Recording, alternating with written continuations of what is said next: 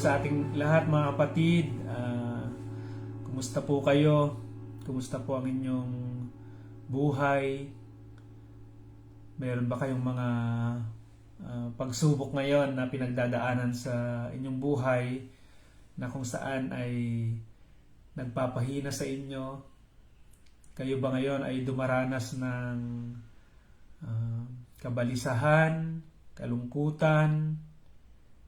Kayo ba ay nakakaranas ng pagluha dahil minsan parang napakabigat na yung mga problema na dumadating sa atin, yung mga pagsubok na dumadating sa atin na para bang hindi na natin kaya at wala tayong makitang anumang solusyon o wala tayong makitang pag-asa.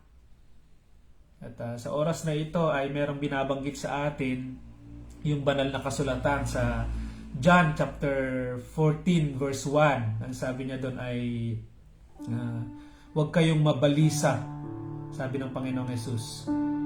John 14 verse 1. Huwag kayong mabalisa, manalig kayo sa akin. Babasahin ko na nga lang. John 14 verse 1. Huwag kayong mabalisa, manalig kayo sa Diyos at manalig din kayo sa akin. Mga kapatid, sa bawat isa na merong mga kabalisahan, merong bigat sa puso na nararamdaman, may kalungkutan, may panghihina, merong paanyaya ang Panginoon. Ang sabi ng Panginoon, huwag kayong mabalisa, manalig kayo sa Diyos at manalig din kayo sa akin. Amen? Sa Matthew 11:28, ganoon din yung paanyaya. Lumapit kayo sa akin, kayong lahat na napapagal at nabibigatan sa inyong pasanin, at kayo ay bibigyan ko ng kapahingahan. Mga kapatid, batid ng Diyos na tayo ay nakakaramdam din ng panghihina, kalungkutan. Alam ng Diyos na dumaraan din tayo sa mga iba't ibang pagsubok. Kaya laging merong paanyaya ang Panginoon sa atin na manalig tayo sa Kanya, magtiwala tayo sa Kanya, at hindi niya tayo iiwan, hindi niya tayo pababayaan. Amen po ba? Mabuti ang Diyos, mga kapatid. Meron tayong isang awit na aawitin at ang mensahe ng awit na ito ay kahit kailan hindi nagkulang ang Panginoon. Minsan kasi kapag dumaranas tayo ng mga pagsubok o kaya nalulungkot tayo, nalulumbay tayo, na ang akala natin nagkukulang ng Diyos eh. Akala natin hindi na tayo ginagabayan ng Diyos. Ang feeling natin ay hindi na tayo sinasamahan ng Diyos. Ngunit, feeling lang natin yan. No? Dahil ang Diyos hindi nga siya nagkulang, hindi siya nagpabaya. Laging andyan. Magtiwala tayo sa Panginoon. Kantahin nga na natin itong isang kanta na ito.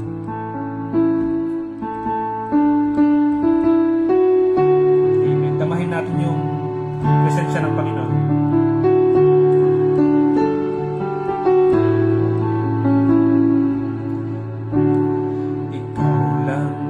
Pag-asa ko, tanging ikaw ang buhay ko, Jesus. Amen po ba? Kahit ako'y nangangamba, basta't ikaw ang kasama, ay panatag na. Minsan pa? Ikaw lang ang pag-asa ko,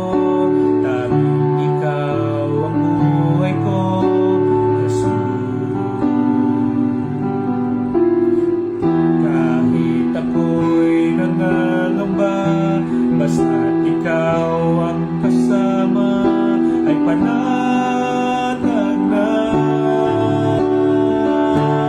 Kahit kailan di ka nagkulang, biyaya mo sa aking laging laan.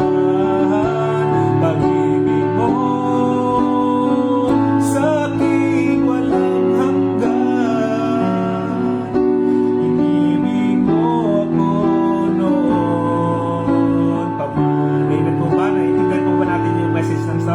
ibig mo ako kahit kailan pa man. Kaya ika'y sasambahin, paligid man ay matilim.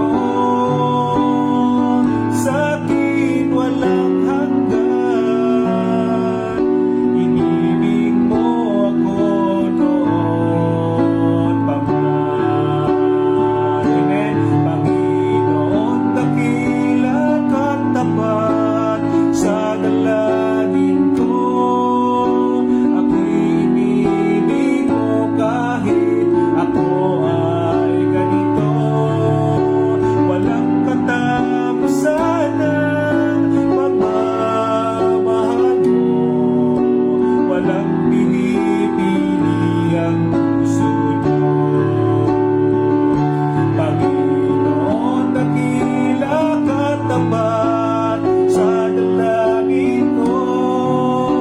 Ako'y inibig mo kahit ako ay ganito. Walang katapusan ang pagmamahal mo. Walang... Amen, hallelujah.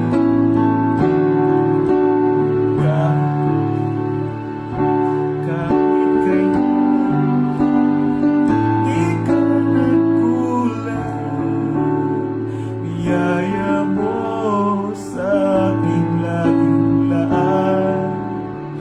Ang pag-ibig mo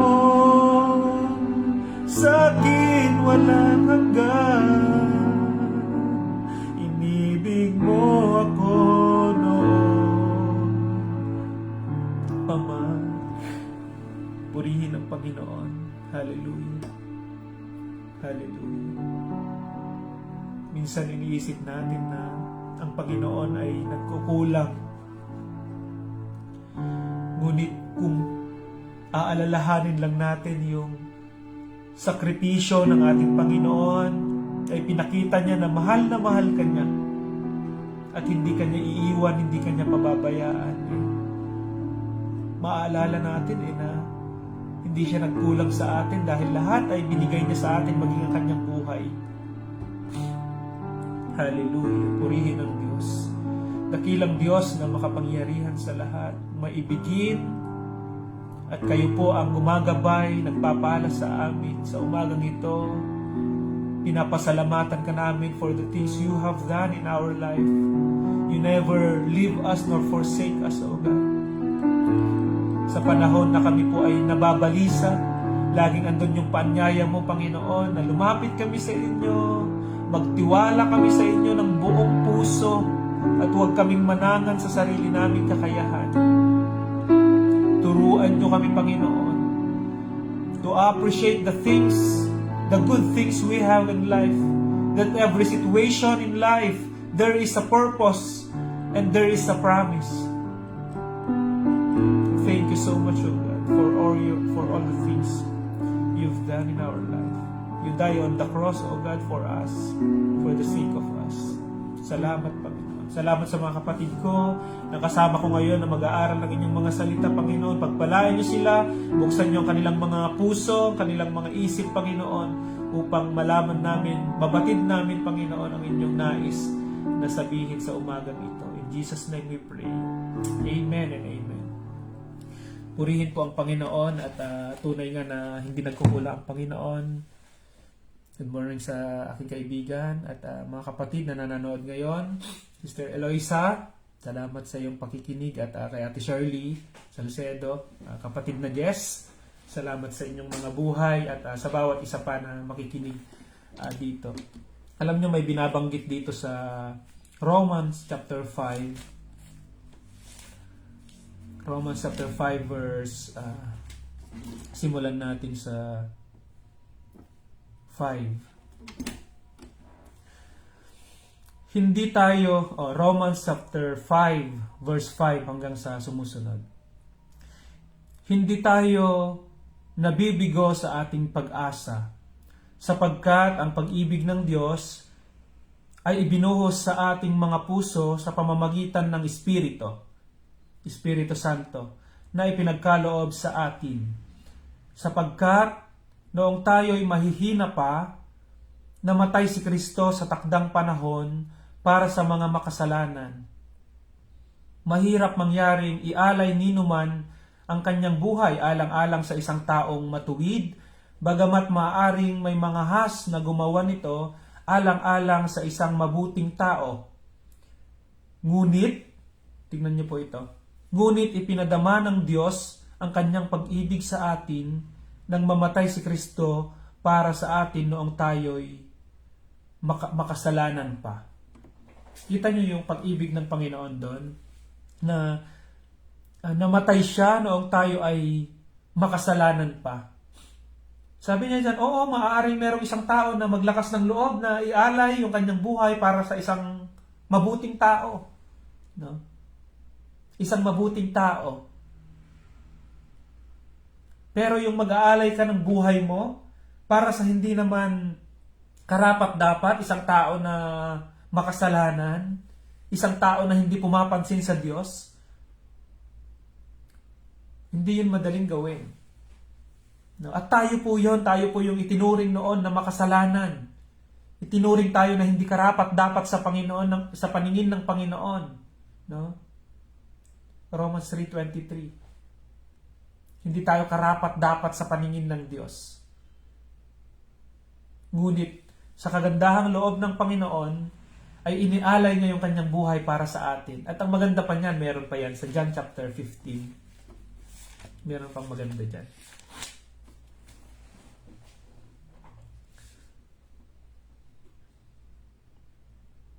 Ito, sa magsimula tayo sa Sige, doon na lang tayo sa 15. John chapter 15 verse 15. Hindi ko na kayo inaaring alipin sapagkat hindi alam ng alipin ang ginagawa ng kanyang Panginoon. Sa halip, inari ko kayong mga kaibigan sapagkat sinabi ko sa inyo ang lahat ng narinig ko sa aking Ama. Hindi kayo ang pumili sa akin, ako ang pumili at humirang sa inyo upang kayo'y humayo at mamunga at manatili ang inyong bunga. Sa gayon ang anumang hingin ninyo sa Ama, sa aking pangalan ay ipagkakaloob sa inyo. Ito ang inuutos ko sa inyo, mag-ibigan kayo. Amen? Ang sabi niya dyan ay, hindi niya na tayo tinuturing ng mga alipin, kundi mga kaibigan.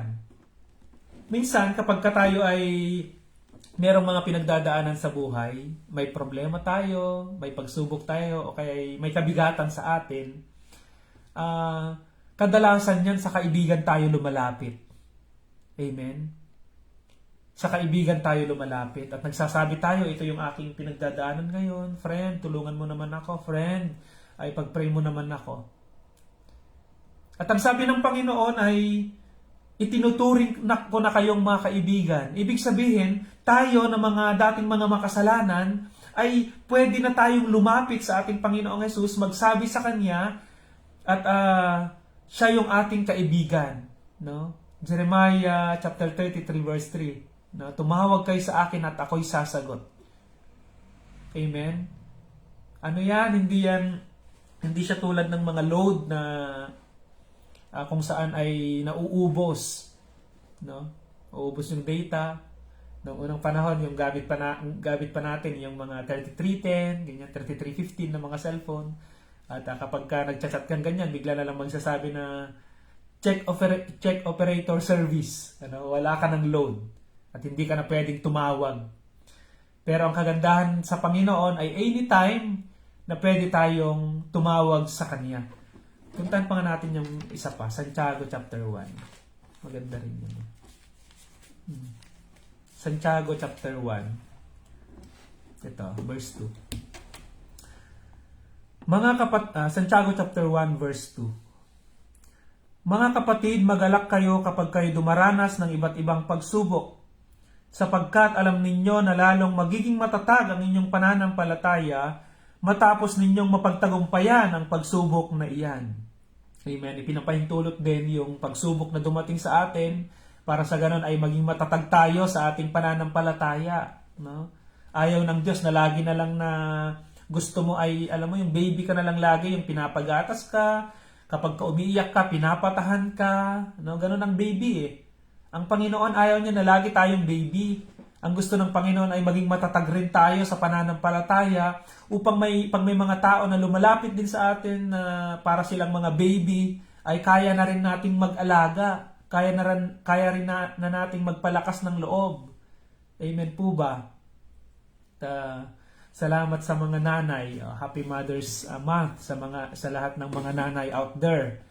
At salamat sa mga nanay dahil sila yung napakagandang simbolo ng kung paano mag-impart ng pag-ibig sa kanilang mga anak. Kung paano sila mag-alaga, kung paano sila magmahal sa kanilang mga anak, ay nakikita mo sa isang magulang. No? Kaya nga, kahit na kung tatlo kayong magkakapatid, at yung apple ay 3, no? Sasabihin ng nanay, sa inyo na lang yan, busog pa ako. No?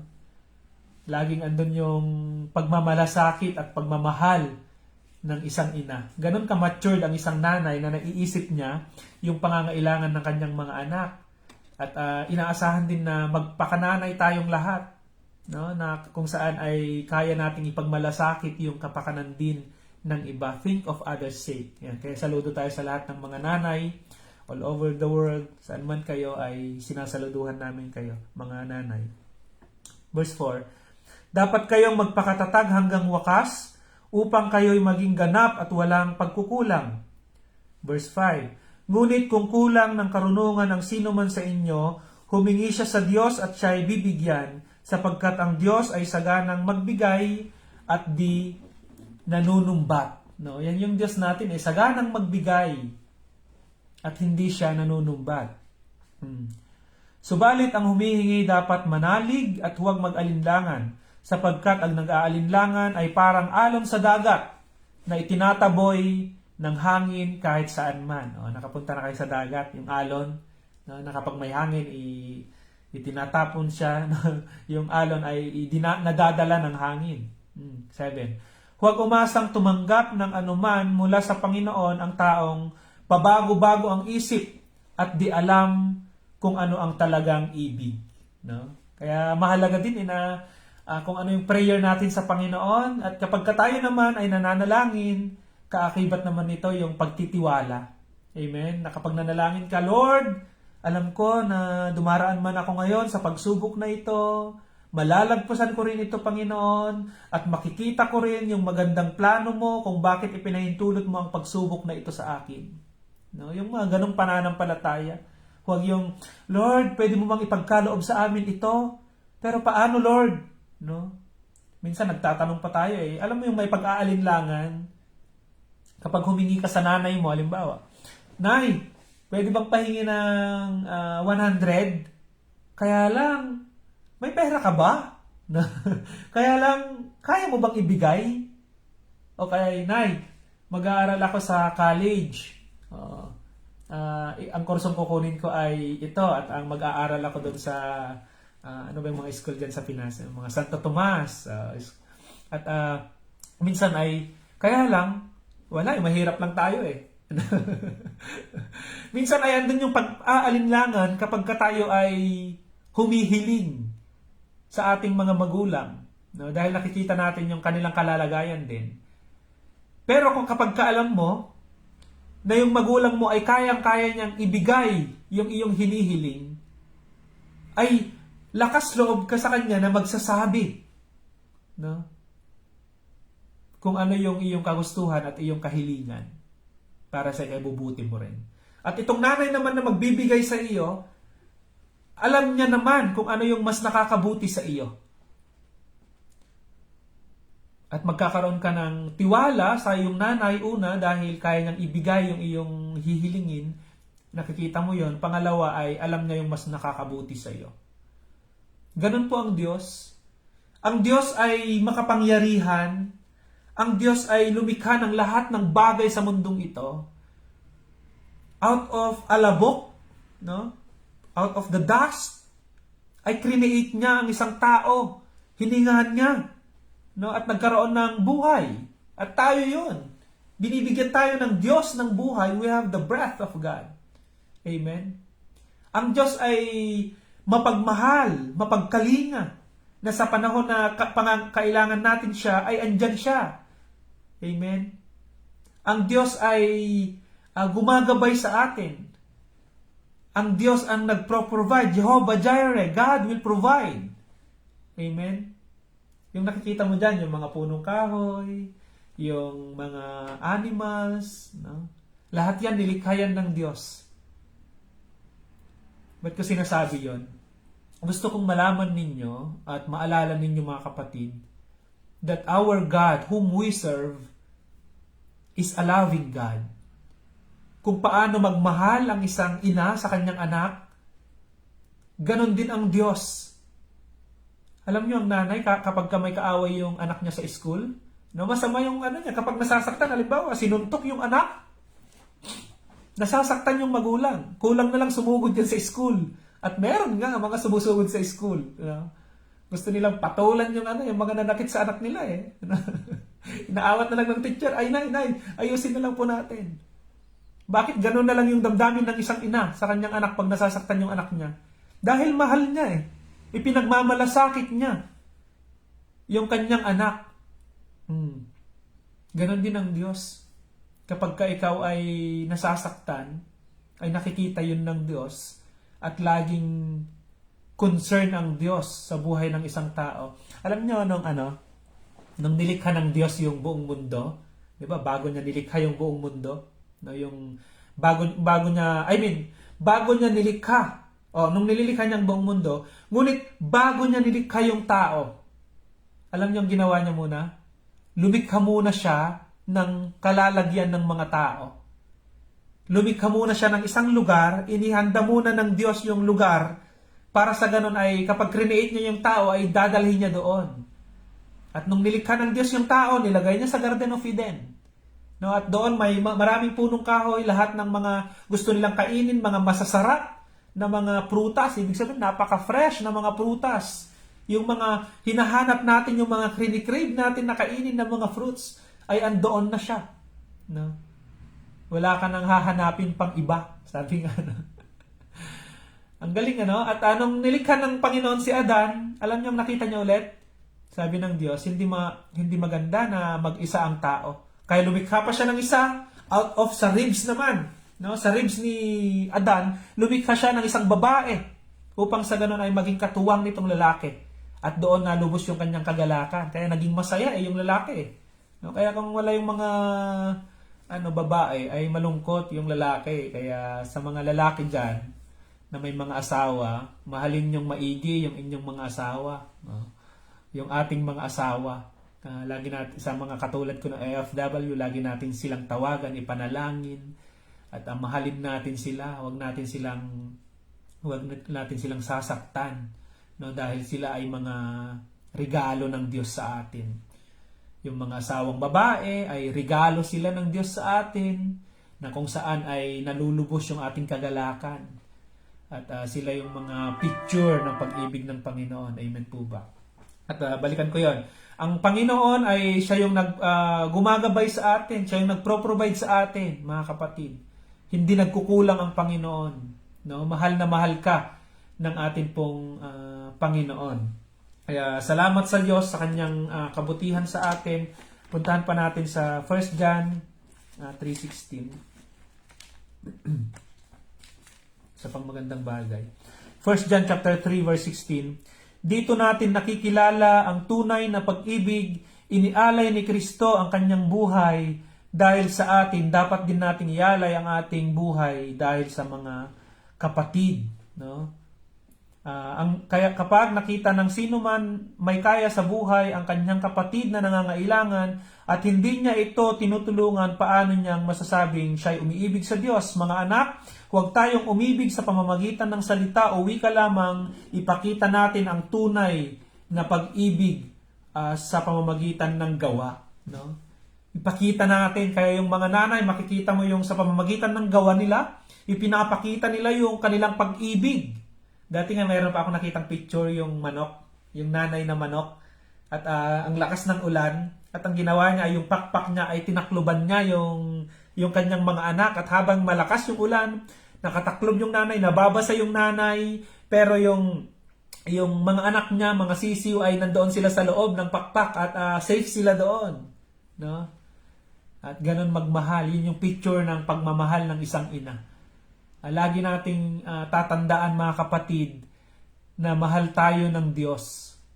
Amen? Mahal ka ng Diyos. Huwag mong iisipin na ang Diyos ay nagkukulang, ang Diyos ay hindi kanya napapansin, no? Yung mga dalangin ay naririnig yan lahat ng Diyos. Naririnig yan lahat ng Diyos, at ang sabi niya lagi sa salita ng Diyos ay magpakatatag ka. No? Sabi niya kay Joshua, no? At sa atin ding lahat, huwag kang panghihinaan ng loob. Basahin nga natin yan. Last na lang. Bilis ng oras natin, di na tayo nakapunta sa Acts. Salamat sa Panginoon sa kanyang paggabay sa atin. Joshua chapter 1 verse 8, sabi niya dito, nung panahon na nababagabag rin yung damdamin ni Joshua, sabi ng Panginoon, huwag mong, verse 9, alalahanin mong lagi itong aking tagubilin, magpakatatag ka at tibayan mo ang iyong loob. Huwag kang matatakot o mawawalan ng pag-asa. Ako si Yahweh, ang iyong Diyos, ay isa sa iyo saan ka man pumunta. Amen. Sa mga kapatid dyan na pinanghihinaan ng loob, may mga pagsubok na pinagdadaanan sa buhay, no, nahihirapan, at minsan hindi mo alam yung gagawin mo, no, hindi mo alam kung paano malalagpasan yung mga pagsubok na yan. Lagi tayong pinapalalahanan ng Diyos na magpakatatag. Amen. Tibayan mo ang iyong loob. Huwag kang manghihina, huwag kang mawawalan ng pag-asa. Ibigay mo yung buong tiwala mo sa ating pong Panginoon. Dahil kahit kailan ay hindi nagkulang ang Panginoon. Amen? Lagi natin tatandaan yung mensahe ng kanta na to. Sabihin natin na, Panginoong Jesus, ikaw lang ang pag-asa ko. Minsan, ang pangako ng tao ay napapako. Pero ang pangako ng Panginoon, nung sinabi niya na hindi kanya iiwan, hindi kanya pababayaan, hindi yun napapako. Laging andyan yung pangako ng Diyos. Ang kailangan lang nating mga tao ay magtiwala sa Kanya. Sabihin natin na ikaw lang ang pag-asa ko. Amen. Kantahin pa nga natin.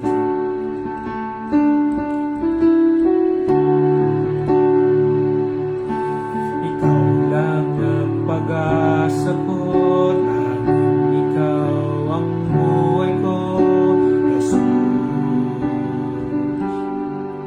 Kahit ako'y nangangamba, basta't ikaw ang kasama, ay panatag na.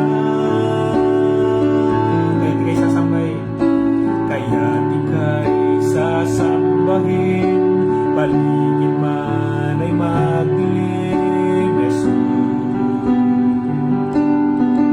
Kahit may suliranin man, ang lagi kong aawitan ay ikaw lamang.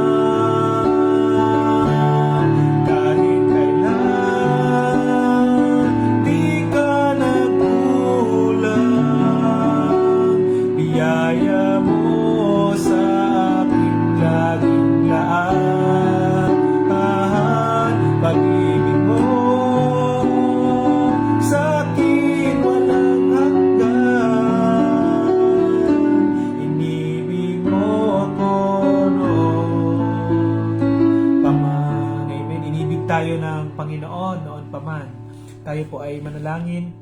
Dakilang Diyos na makapangyarihan sa lahat, Lord. Salamat, Panginoon, sa inyong pag-ibig at sa inyong paggabay, sa mga pangako, Panginoon, na lagi kayong andyan. Nagpapasalamat din kami, Panginoon, na minsan hindi na namin mabigkas yung aming mga nararamdaman. Iniiyak na lang namin ito, Panginoon.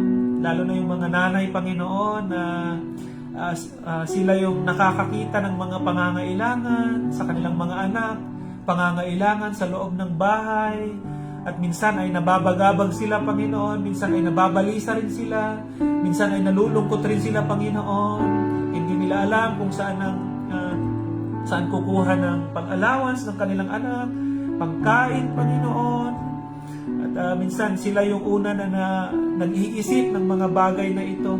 Kaya dinadalangin ko lahat ng mga nanay, Panginoon, saan mang sulok sila ng mundo. I pray, O God, that you will give them strength, O God. Pagpalain niyo po sila, punuin niyo sila ng pag-ibig at ng pag-asa, Panginoon. Maramdaman nila na mahal din niyo sila at kasama ninyo sila sa bawat laban, Panginoon, sa bawat pagsubok, O God. Ay inililigtas at tinatawid ninyo sila. Lord, dalangin ko na punuin niyo sila ng kagalakan, Panginoon. At ang mga nanay na ito ay patuloy na magampanan nila kanilang tungkulin bilang mga ilaw ng tahanan. At kami namang mga tatay, Panginoon, turuan niyo naman kami, Panginoon, na mahalin sila, alagaan sila, Panginoon.